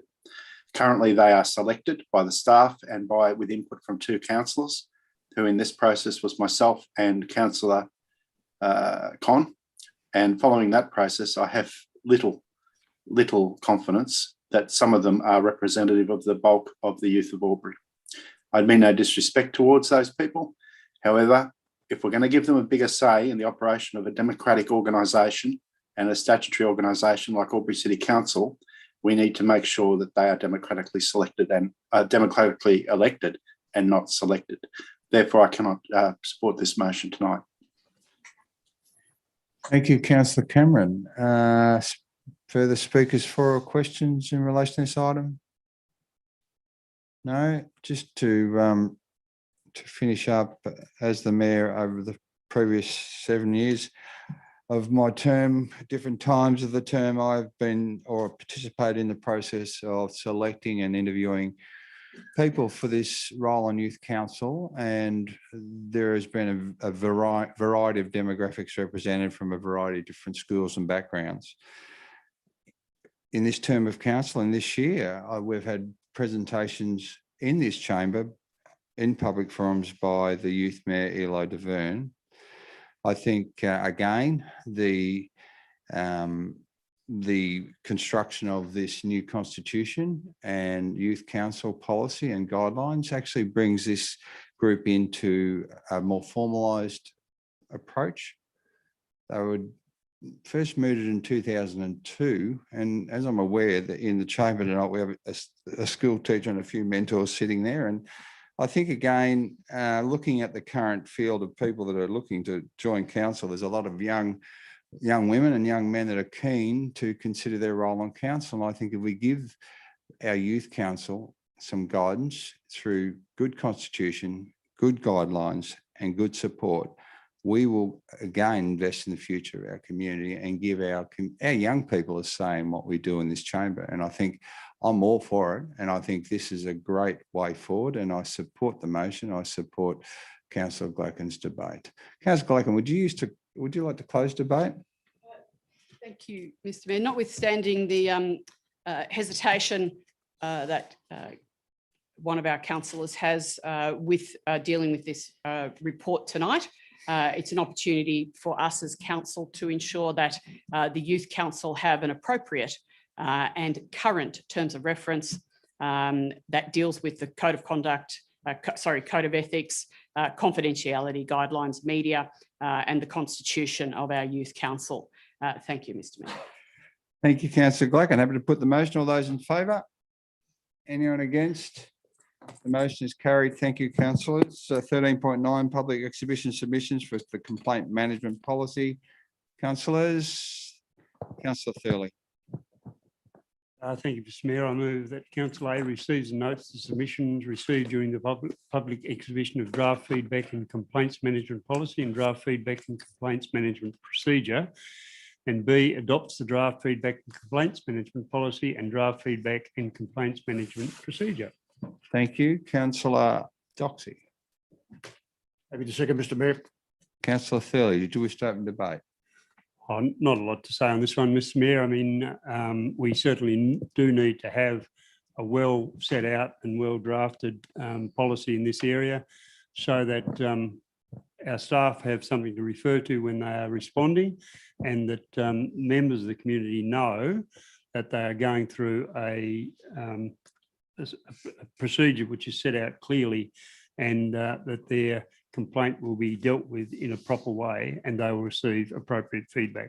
It is something that has come before the Audit Risk and Improvement Committee, that we do need to have good procedures for handling complaints so that people have confidence that when they ask or question something, they are properly listened to and receive appropriate feedback.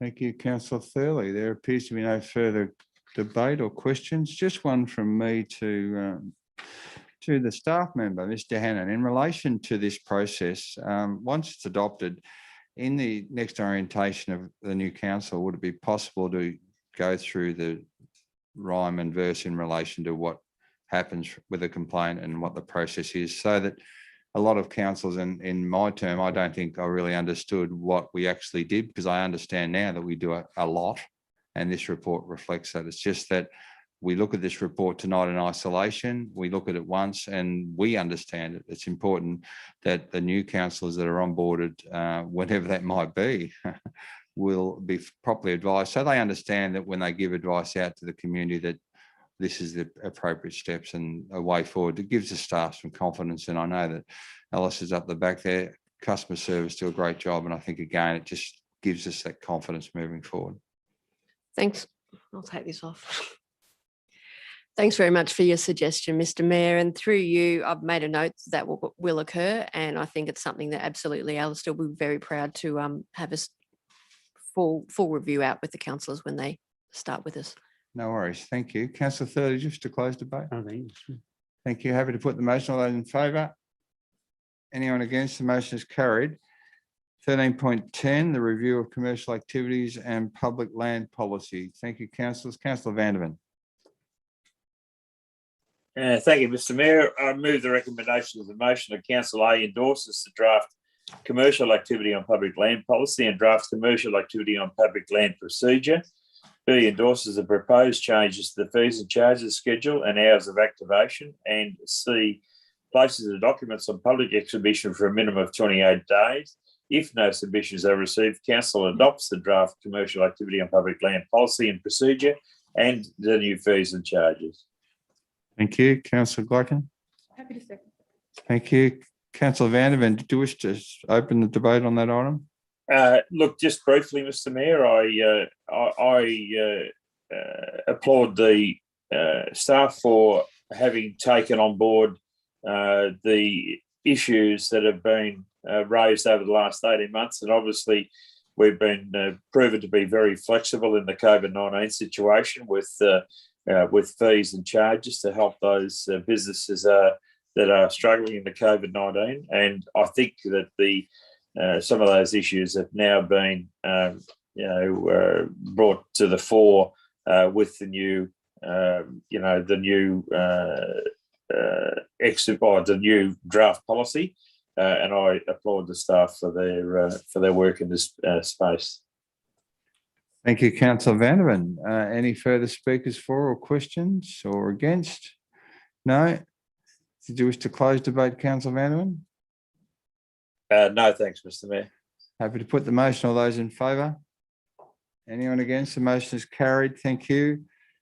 We're up to 13.11, which is the Parklets Project Trial Consultation Findings. Thank you, Councillor Thurley. Thank you, Mr Mayor. I move that Council A endorses a 5-month parklet trial at 465 Dean Street, Albury. B, endorses a variation to the adopted 2021-22 one-year operational plan at September quarter review to provide $61,180 to undertake the project. And C, receives a summary report for consideration by Council at the conclusion of the trial period. Thank you. Councillor Glycan. Happy to second. Thank you. Councillor Thurley, do you wish to speak to that? We had a presentation at the briefing session the other night. This is a initiative of local business people to try and activate parts of the city. If you go along Dean Street, many times a day, it's simply a vehicle thoroughfare, and we have a lot of excellent dining opportunities. And this little trial at 465 Dean Street blocks off a little bit of the parking and enables outdoor activities, outdoor dining to occur. And I think that this is just a start in trying to make our city a little more pedestrian friendly and not a car city, which frequently that's how it seems to me. Thank you. Question from Councillor Vanderman and Speaker 4. Councillor Vanderman. Thanks, Mr. Mayor. I have had some approaches from a few community members trying to get their head around what these parklets actually do for for the city. My answer to them was that it provides just some different options to improve the offerings in Dean Street. We've done a fantastic job with Dean Street over the journey, and it just provides something else in that mix. Their concern, though, was around the loss of parking spaces. So, are we able to do perhaps some better education of the public around what the parklets are designed to do through our media and our newsletters, etc., so that there's a clear understanding of what we're trying to do with these parklets in terms of improving the offering for businesses and for consumers in the CBD. Thank you, Councillor Vanderman. Mr. Glass. Thank you for the question, Councillor Vanderman, and through you, Mr. Mayor. And thank you for the suggestion. And we will, as part of the program, undertake media awareness and promotion of the parklet as part of the trial to seek the popularity. Thank you. Councillor Vanderman, happy? Yep. Okay. Councillor King, is that a question or are you speaking for? Voting for. Okay. Okay. Look, these have been an initiative in a lot of certainly Melbourne councils between lockdowns where places are trying to get people back into restaurants and into bars and into other retail outlets, shops that sell clothing and those sort of things. And certainly talking to a person that had a business in Camberwell where the response from the people that owned the businesses was quite negative to start with. And after them being there 6 months, there was a big push to keep them there permanently. The traffic sorted itself out and it became just one of those things. It increased the ability for people to be in this COVID environment spread out. It was open aired and ensured that these worthwhile businesses are viable. And also, I notice in the motion that it says trial. So, I wouldn't think that we need to go down the path too much of explaining it anymore, other than saying this is the trial, and we will get back to people whether it's been a success or not. So I'm voting for it, and I think it's a great initiative on behalf of the council.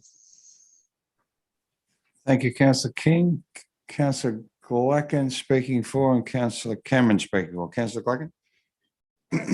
Thank you. Yes, I support this recommendation as a motion because it is quite rightly, as Councillor King has pointed out, it is a trial and it provides a visible vibrancy, or it will provide a visible vibrancy in our community. I'm sorry it's only a 5-month trial, but I have great faith that that 5 month will show an enormous uptake for those who can actually fit in that one space. And I also would be delighted if further areas within Albury, if it's taken in such a positive way as we anticipate, or I anticipate, I can only hope that there'll be further areas along Dean Street, other areas, maybe within the CBD, and indeed, as was originally investigated out on Mate Street, because I think these offer little pockets where people can go, gather, participate and communicate there. And so I think it's a great opportunity. Thank you. Thank you, Councillor Gluckin. Councillor Cameron speaking for. Thanks, Mr. Mayor. Normally, I'd be reluctant to support this type of venture. And my intuition initially was that, you know, it was a bit zany, frankly. I'm also keenly aware of how attached Albury people, including a lot of businesses, are to the car parks in Dean Street. But given the effects of COVID, I think we owe it to the business community to try all sorts of stimulus measures and assistance measures, and it's appropriate that we do this now as a trial. Thank you. Thank you, Councillor Cameron. There appears to be no further speakers for or against. Councillor Thurley, do you wish to close debate? No, thank you, Mr. Mayor. Happy to put the motion. All those in favour? Anyone against? The motion is carried. Officer reports for noting, team 14.1 investment balances, June 2021. Thank you, Councillor Vandervan. Thank you, Mr. Mayor. Move the recommendation of the motion that council receives and notes the investment balances report for the month of June 2021. Thank you, Councillor Stutchbury. Second, Mr. Mayor. Thank you, Councillor Vandervan. Do you wish to open debate? Just briefly, just to note that we still seem to be on the positive side of our actual performance against forecast performance in terms of interest received. And that's some quite mean feat considering the interest rates where they are at the moment. Thank you, Mr. Mayor. Thank you. There appears to be no further questions or debate. Happy to put the motion. All those in favour? Anyone against? The motion is carried. Albury City Business Excellence Strategy 14.2. Thank you, councillors. Councillor Gluckin. Thank you. That move the recommendation as a motion that council receives and notes the Albury City Business Excellence Strategy. Thank you, Councillor Vandervan. Happy to second, Mr. Mayor. Thank you, Councillor Gluckin. Do you wish to open debate? Very briefly, this is a report that deals with an ongoing aspect of council, and that is the pillars and being able to respond to community, showing how we achieve throughout the period. And it's a new way of looking at that, but it's a modification. Thank you. Thank you. Does not appear to be any further speakers for or against. Happy to put the motion. All in favour? Anyone against? The motion is carried. 14.3, the monthly development statistics, June 2021. Councillor Vandervan. Thank you, Mr. Mayor. I'll move the recommendation of the motion. The council receives and notes the information in the monthly development statistics report for June 2021. Thank you, Councillor Vandervan. Councillor Thurley. Second the motion, Mr. Mayor. Thank you, Councillor Vandervan. Did you wish to speak to that? No, thank you, Mr. Mayor. Thank you. There appears to be no further questions or debate. Happy to put the motion. All those in favour? Thank you, councillors. The motion is carried. We have the council conference attendance 1 January 2021 to 30th of June 2021. Thank you, councillors. Councillor Vandervan. Move the motion as a recommendation of motion. The council receives and notes the report on councillor attendance and conference for the period 1 January 2021 to 30 June 2021. Thank you, Councillor Stutchbury. Second, Mr. Mayor. Thank you, Councillor Vandervan. Do you wish to speak to that at all? No, thank you, Mr. Mayor. Any questions or debate? Doesn't appear to be. Happy to put the motion. All those in favour? Anyone against? The motion is carried. There are no delegates' reports for noting. Any notices of urgent business, councillors? No? Okay. Happy to move into the next item, which is a confidential item. Thank you, Councillor Thurley. Thank you, Mr. Mayor. I move that council moves into confidential to discuss item CM 17.1, as this is a confidential item exclusive of press or public on the grounds the matters relate to 2. The matters and information are the following. C, information that would, if disclosed, confer a commercial advantage on a person with whom the council is conducting or proposes to conduct business. And D, commercial information of a confidential nature that would, if disclosed, prejudice the commercial position of the person who supplied it, or 2, confer a commercial advantage on a competitor of the council, Local Government Act 1993, number 30, section 10